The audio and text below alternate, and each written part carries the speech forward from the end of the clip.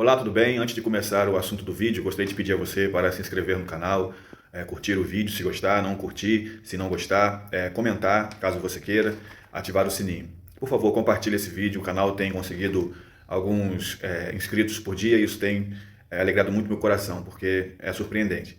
Que Deus abençoe, então vamos para o assunto do vídeo. Jesus ele ensina sobre a oração no quarto, sobre entrar no quarto, fechar a porta e falar com o Pai em secreto. E baseado nisso, muitas pessoas entendem que essa é a maneira correta de orar. A única maneira de uma oração que será ouvida e aceita por Deus é aquela que você faz em secreto. Logo, orações públicas têm problemas na cabeça dessas pessoas. Elas acreditam que a oração pública não é uma oração correta. E é sobre isso que nós vamos falar um pouco hoje. É bom entender que esse ensinamento de Jesus ele tem um propósito. Jesus não começou a falar sobre orar em secreto do nada. Tudo teve um início e é importante nós falarmos sobre esse início também. Jesus tem orações de maneira muito secreta, que detalhe, elas são registradas. Então, orações, mesmo sendo secretas, quando elas são registradas, elas se tornam públicas.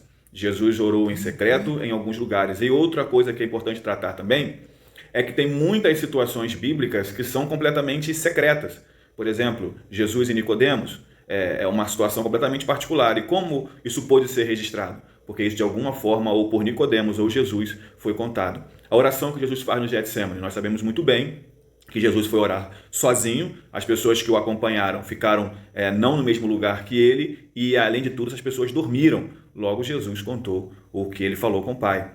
A conversa de Jesus com a mulher samaritana também é uma conversa que é registrada. Quem foi que registrou essa conversa? Com certeza, quem falou isso foi Jesus ou a mulher samaritana. Então, mesmo o que parece ser algo completamente secreto na Bíblia, eles também foram registrados, porque se tornaram públicos, porque foram divulgados. Dito isso, vamos falar sobre oração agora. Primeira coisa que é bom destacar é que nós temos personagens bíblicos que, quando oravam, eles não tinham problema algum de serem vistos por outras pessoas. O primeiro exemplo aqui é o próprio Daniel. Daniel ele orava com janelas abertas e esse foi o instrumento usado para o condenar. As pessoas tinham inveja dele e, para condenar a Daniel, eles investiram contra a fé de Daniel. E uma coisa que foi usada foi a oração que ele fazia na sua casa. Uma oração de janelas abertas e, por isso, ele foi visto por pessoas. Salomão também é outro personagem bíblico que faz uma oração pública. E detalhe, uma oração que foi respondida grandemente por Deus.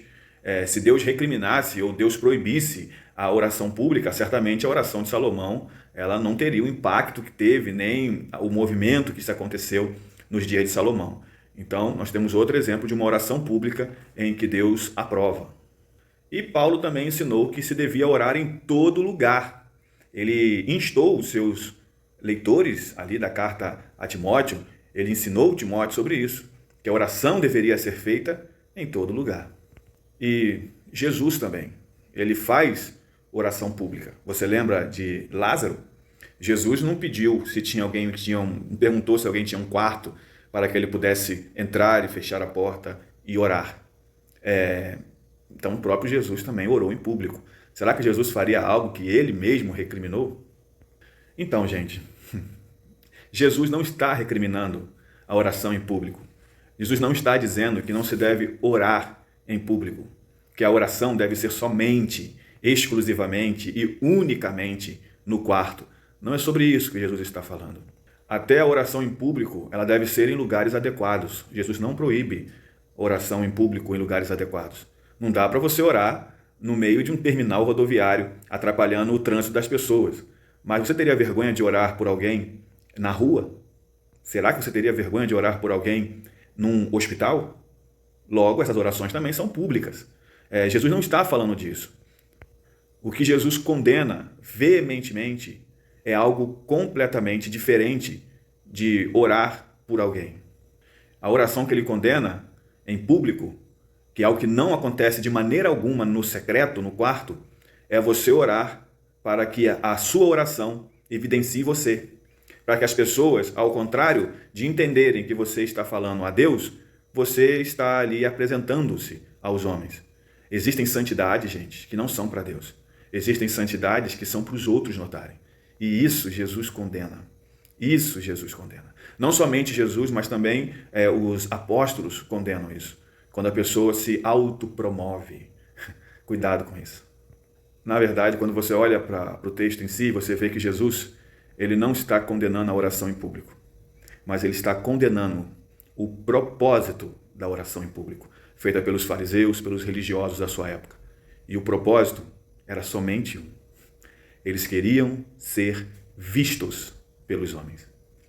Que Deus queime isso em nós e que nós não tenhamos esse desejo, essa vontade ou esse interesse de fazer alguma coisa para Deus para ser visto por Ele. É muito horrível, terrível, extremamente danoso quando nós fazemos a coisa certa com a motivação errada. Oração é para Deus, não é para ser visto por homens. Por isso que a melhor opção é orar no secreto, orar no seu quarto. Mas orar em público também não é pecado e também não é errado. Deus abençoe você, em nome de Jesus.